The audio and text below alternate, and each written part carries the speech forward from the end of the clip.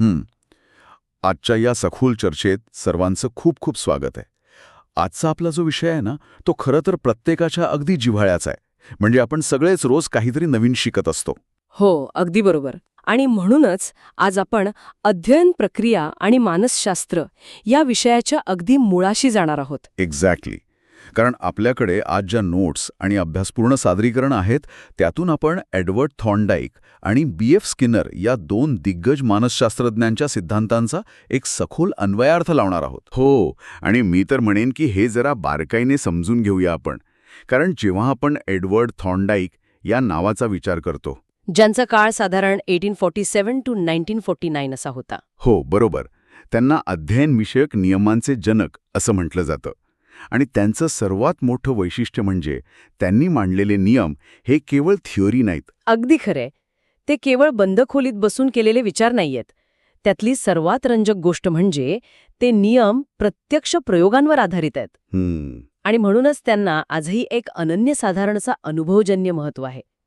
Thorndike यांनी दिलेले 3 मूलभूत नियम आहेत जे मानवी वर्तनाला अगदी थेट लागू पडतात. बरं, तर मग आपण त्यांच्या त्या पहिल्या नियमापासून सुरुवात करूया, ज्याला सज्जतेचा किंवा तयारीचा नियम म्हणजेच लॉ ऑफ रेडीनेस असं म्हणतात. हो, या नियमाचा मूळ गाभा असा आहे की कोणतंही नवीन कौशल्य शिकण्यासाठी सर्वात आधी शारीरिक आणि मानसिक तयारी लागते. म्हणजे एखाद्या शर्यतीला सुरुवात करण्यासाठी ट्रॅकवर जो धावपटू तयार असतो ना, तसं काहीसा. एक्झॅक्टली. तो धावपटू किंवा स्प्रिंटर कसा असतो, तो फक्त शारीरिकदृष्ट्या तिथे नसतो, तर त्याची मानसिक तयारीही झालेली असते. हो, त्याचे स्नायू ताणलेले असतात आणि लक्ष केवळ त्या शिट्टीच्या आवाजावर असतं. अगदी बरोबर. मानसिक तयारी, त्यातून येणारं शारीरिक स्वास्थ्य आणि मग निर्माण होणारी एक उत्कट इच्छा असा हा संपूर्ण प्रवास आहे. जेव्हा अशी शिकण्याची पूर्वतयारी असते ना, तेव्हा केलेली कृती खऱ्या अर्थाने सुखावह ठरते. म्हणजे जर मनातून शिकण्याची तयारीच नसेल तर कोणी किती चांगलं शिकवलं तरी त्याचा काहीच उपयोग होणार नाही. अजिबात नाही. उलट जेव्हा सज्जता नसते तेव्हा सक्तीने शिकवणं हे त्रासदायक ठरतं. खरंय. आणि एकदा काही सज्जता आली की मग पुढचा टप्पा काय? म्हणजे थॉर्नडाईक यांचा दुसरा नियम काय सांगतो? त्यांचा दुसरा नियम आहे पुनरावृत्तीचा नियम, किंवा ज्याला आपण लॉ ऑफ एक्सरसाइज म्हणतो. Practice makes a man perfect. अगदी तेच. पण त्यांनी हे एका चक्राचं रूपात मांडलं आहे. सराव, त्यातून निर्माण होणारं कौशल्य, मग येणारी दृढता आणि पुन्हा सराव, हे एक अखंड चालणारं चक्र आहे. म्हणजे आपण शाळेत असताना पाढे म्हणायचो किंवा स्पेलिंग पाठ करायचो, तोच प्रकार ना हा? हो ना. किंवा आपण परिपाठाला राष्ट्रगीत म्हणायचो.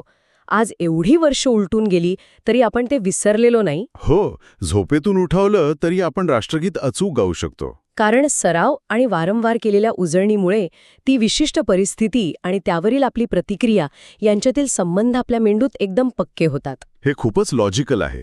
पण मग आपण एखादी गोष्ट वारंवार का करतो याचं उत्तर त्यांच्या तिसऱ्या नियमात आहे का? नक्कीच.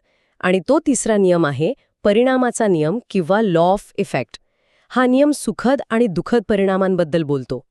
म्हणजे जर आपण वर्गातल्या एखाद्या विद्यार्थ्याचं उदाहरण घेतलं? हो, समजा शिक्षकांनी प्रश्न विचारला आणि विद्यार्थ्याने अचूक उत्तर दिलं. आणि त्यावर शिक्षकांनी संपूर्ण वर्गासमोर त्याला शाबासकी दिली, तर तो त्या विद्यार्थ्यासाठी एक खूप सुखद अनुभव असेल. एक्झॅक्टली. तो विद्यार्थी आनंदी होईल आणि या एका सुखद परिणामामुळे तो भविष्यात पुन्हा उत्तरे देण्यास उद्युक्त होईल. तो स्वतःहून पुढे येईल. पण जर याच्या उलट झालं असतं तर?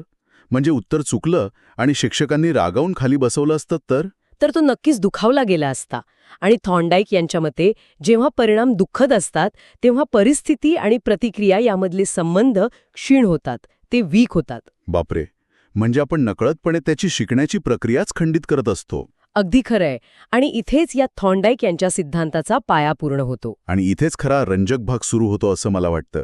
कारण या पायावर पुढची इमारत बांधली ती B.F. स्किनर यांनी. हो, B.F. स्किनर आणि त्यांचा साधक अभिसंधान म्हणजेच इन्स्ट्रुमेंटल कंडिशनिंग हा सिद्धांत मानसशास्त्राच्या इतिहासातील एक खूप मोठा टप्पा. मी याबद्दल थोडं वाचलं होतं. त्यांनी मानवी वर्तनाचा अभ्यास करण्यासाठी काही प्रयोग केले होते, पण ते प्राण्यांवर होते ना? हो, त्यांनी कबुतरांवर आणि उंदरांवर प्रयोग केले. आणि त्यासाठी त्यांनी जी खास पेटी तयार केली होती तिला स्किनर पेटी किंवा स्किनर बॉक्स असं म्हणतात. त्या पेटीची रचना खूपच विशिष्ट होती असं माझ्या वाचनात आलंय.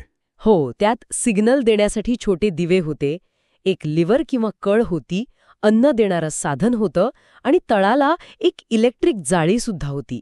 इलेक्ट्रिक जाळी म्हणजे शॉक देण्यासाठी. हो, हलकासा शॉक देण्यासाठी. पण जर आपण याला व्यापक दृष्टिकोनातून पाहिलं तर यामागचा मुख्य उद्देश होता प्राण्यांच्या प्रत्येक कृतीची आणि परिणामाची नोंद घेणं. पण या सिद्धांताला साधक अभिसंधान का म्हणतात? म्हणजे साधक या शब्दाचा नेमका अर्थ काय होतो इथे? खूप छान प्रश्न आहे. जेव्हा आपल्याला एखादं विशिष्ट उद्दिष्ट मिळवायचं असतं तेव्हा त्यासाठी केलेली कृती हे एक साधन बनतं. ओके. आणि जेव्हा ती कृती यशस्वी होते तेव्हा ती साधनीभूत झाली असं म्हणतात. म्हणजे साधन बरोबर कृती. म्हणजे आपल्या सोर्स मटेरियलमध्ये जी उपमा दिली आहे ना, किल्ली आणि कुलुपाची, ती उपमा अतिशय उत्तम आहे. हो, एका हाताने किल्ली वापरून कुलूप उघडणे. इथे कुलूप उघडणे हे उद्दिष्ट आहे आणि किल्ली फिरवणे ही कृती आहे. अगदी बरोबर. हीच ती कृती आणि उद्दिष्ट यातील जोडणी आहे. त्या पेटीतला उंदीर जेव्हा लिव्हर दाबतो तेव्हा त्याला अन्न मिळतं, म्हणून तो पुन्हा लिव्हर दाबतो. म्हणजे लिव्हर दाबण्याची कृती हे अन्न मिळवण्याचं साधन बनतं. एक्झॅक्टली. आणि या प्रयोगाचं शैक्षणिक क्षेत्रातलं जे उपयोजन आहे ना, ते अत्यंत क्रांतिकारी आहे. ज्याला क्रमन्वित अध्ययन किंवा प्रोग्रॅम लर्निंग म्हणतात तेच ना? हो, तेच. स्किनर यांच्या प्रयोगाचं वर्गातील उपयोजन हे एका पिरामिडसारखं किंवा पायऱ्यांसारखं आहे. तळाकडून वर जाणारी ही रचना आहे. हां, त्यातल्या पायऱ्या कोणत्या आहेत? पहिली पायरी आहे एका वेळी एक पायरी, म्हणजे one step at a time. माहितीचे छोटे छोटे भाग करणं. बरं. दुसरी पायरी आहे सक्रिय प्रतिसाद, ॲक्टिव्ह रिस्पॉन्स. म्हणजे नुसतं ऐकायचं नाही तर कृती करायची. आणि तिसरी पायरी मला खूप महत्वाची वाटते, ती म्हणजे तात्काळ पडताळा किंवा इमिजिएट फीडबॅक. आपण दिलेलं उत्तर बरोबर आहे की चूक हे लगेच समजणं. हो, आणि सर्वात वरची पायरी म्हणजे प्रबलन, रिइन्फोर्समेंट. उत्तर बरोबर आलं की लगेच मिळणारी शाबासकी किंवा बक्षीस. यामुळेच सध्याचे जे ऑनलाईन लर्निंग ॲप्स आहेत ते इतके प्रभावी ठरतात. नक्कीच. आणि श्रोत्यांसाठी किंवा कोणत्याही शिकणाऱ्या व्यक्तीसाठी या पद्धतीचा सर्वात मोठा फायदा काय असेल असं वाटतं तुम्हाला? मला वाटतं यामुळे कोणताही विद्यार्थी किंवा माणूस स्वतःच्या गतीने शिकू शकतो, ज्याला आपण सेल्फ पेस्ड लर्निंग म्हणतो. अगदी 100% बरोबर. कुणावरही इतरांच्या वेगाशी जुळवून घेण्याचं दडपण येत नाही. तर मग आपण आत्तापर्यंत जे काही बोललो त्या सर्वांचा नेमका अर्थ काय होतो? आजच्या जगात या माहितीचा आपण प्रत्यक्ष उपयोग कसा करायचा? ट्रायल अँड एरर यावर आधारित आहे. त्यांचे नियम सज्जता, पुनरावृत्ती आणि परिणाम यावर आहेत. त्यांचा मुख्य भर सरावावर आहे. आणि स्किनर यांचा सिद्धांत? स्किनर यांचा सिद्धांत हा साधक अभिसंधान आहे. त्यांचं साधन स्किनर पेटी होतं आणि त्यांचा मुख्य भर परिणाम आणि प्रबलन यावर आहे. म्हणजे जर आपण या दोन्ही सिद्धांतांचा निष्कर्ष काढला तर प्रभावी अध्ययन अध्यापन प्रक्रियेचे 3 मुख्य आधारस्तंभ आपल्याला मिळतात. एक्झॅक्टली.